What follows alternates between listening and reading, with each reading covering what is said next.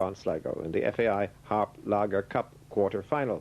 Now, both teams were at full strength this afternoon. Two changes in the Shamrock Rovers side. Derek McGrath and Carl Gannon came back from Martin Buckley and Greg O'Dowd, while Sligo started with Mark Reid up front and they left out Mike Small. He's on the subs bench. We're going to join the match 4 minutes into the first half. Commentator is George Hamilton. That's Reid. Now Jerry Carr. Safety with Brazil. And Dykes miscuing. It's Terry Everston. Spread wide here for Tracy. And supporting is Mullen. And that deflection could very nearly have spelled danger for Sligo Rovers. Now it's Johnny Kenny. Toll away. Forward by Sanchez. Johnny Kenny against Leonard Curtis and a Sligo Rovers throw. But that was a case of misfortune for Gavin Dykes. The miss kick putting Terry Everston in the clear. Everston got support on the left from Mullen, but the massed ranks of the Sligo defence able to block the danger.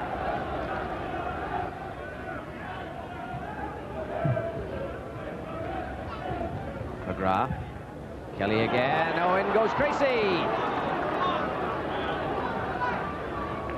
But the flag was up for offside against Derek Tracy. It wouldn't have mattered anyway. Swung in from the right from McGrath. Tracy getting up well, but he'd begun from a position that was offside. But the whistle sounded, it wouldn't have counted anyway. Everston. That's Kelly. Headed away by Dykes. And here comes Curtis. Oh, going in. And now Gannon. Oh, and McLean having to scramble it around the post. Carl Gannon, 9 goals this season, seizing on the opportunity when it presented itself after good build-up by Rovers, and a first-time shot that the keeper looked none too happy about. Everston from Mullen, blocked by Johnny Kenny. After it goes Eddie Anand, and it's a throw to Sligo Rovers.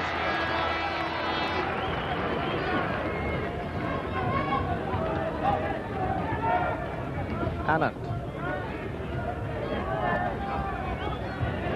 Challenge in the end by Brazil. Sent back in by Sanchez. O'Neill watching it all the way. Mike Small, no place in the starting lineup for the 11-goal man in the middle there. Mullen. Mullen again. Gannon. Good turn by Carl Gannon. Oh, he just didn't get hold of the shot. Goal kick. Lovely play by Carl Gannon. Turning the sixpence to the edge of the box, creating the opening for himself, but then when the left foot flashed out of the contact, wasn't clean, and it really didn't trouble Mark McLean. Mark Reid. Lift off his toe by Mullen.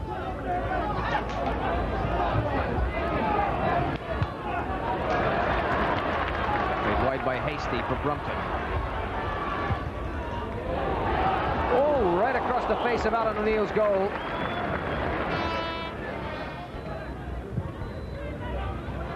Taken by Curtis. One on the air by Dykes. Then it was Johnny Kenny. Told. Here's Everston. And Tracy takes over. Derek Tracy with the cross. In goes Gannon. Oh, over the head of Gareth Kelly. Kelly laying it back, and the attack dissipates. But that was good from Shamrock Rovers. Tracy getting up the left. The cross came in, and it just eluded everybody. Gareth Kelly was the last man back on the far side. Mullen making life difficult for John Toll, but he did well. Unfortunately, the interception finding only Brumpton. Played forward for Mark Reid. And Reid's in there, and O'Neill caught him, and that looks like it could be a penalty. Yellow card for Alan O'Neill. And what is the decision? Mark Reid caught by the goalkeeper, and clearly Michael Tomney felt that the challenge was sufficiently illegal to warrant the yellow card, but what has he given? Is it a penalty or is it an indirect free kick? Well, he's given the free kick outside the penalty area, and I think if we look at that again, we'll see that that should have been a penalty kick. Mark Reid on his way through. Alan O'Neill challenged him, and that, for me, and for you too, I dare say, was inside the penalty area. Set up for Brunton to shoot over the bar. Sligo Rovers still on terms. Shamrock Rovers fortunate to be so. Oh, and here's a mistake, and it's put McGrath in. Oh, and he's wasted it. Well, maybe poetic justice after all, and of the players now involved in a fight of fisticuffs. And that all came from the challenge of McGrath as he tried to get through it. He's been put off. Derek McGrath has been sent off. And he'll protest still further. But Michael Tomney has put him to the line. And I'd have to say, I think all of this is directly attributable to the fact that Michael Tomney, the referee, failed to give the penalty to Sligo Rovers, whose frustration was such that they reacted when McGrath failed to convert this chance. Toll helping it on to Tracy, forward again for Toll, over Dyke's head, Gannon, Tracy, in went Buckley, but Sligo got it away. It's 4-on-3 here.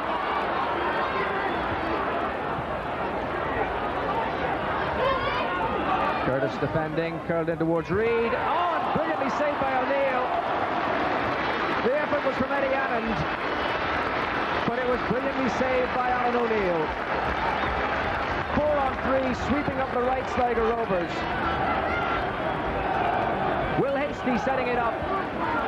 It came all the way to Annand, but O'Neill made a fabulous save.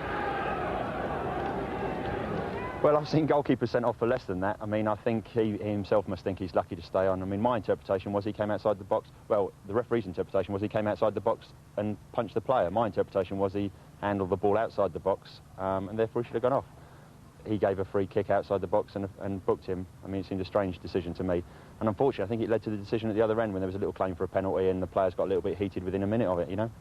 The player certainly won the ball, that's for sure, because he headed the ball went out to the right. But and I think Alan caught the player, and I think maybe he was fortunate to get a yellow, but I don't think that he went out to handle it, or he certainly didn't handle the ball. If you'd have said to me before the game, we're going to take him back to the showgrounds Wednesday night, I mean, any manager would settle for that. I was a little bit disappointed with 10 men. You hope to force the issue and perhaps get a result, but yeah, I mean, we're looking forward to it. I mean, it's our place. We'll have a big crowd there. You've seen the crowd that's turned up today. They'll be massive on Wednesday night, and we're very difficult opposition. We're very difficult for opposition at our place. It's very easy to blame the wind, but you know, today is a good day to play football. That's the truth of it all. It's also just gone into April as well, so no excuses. Rovers and Rovers will have to replay next Wednesday in the showgrounds at 7:30, and the eventual winners will play Shelburne in the semi-final.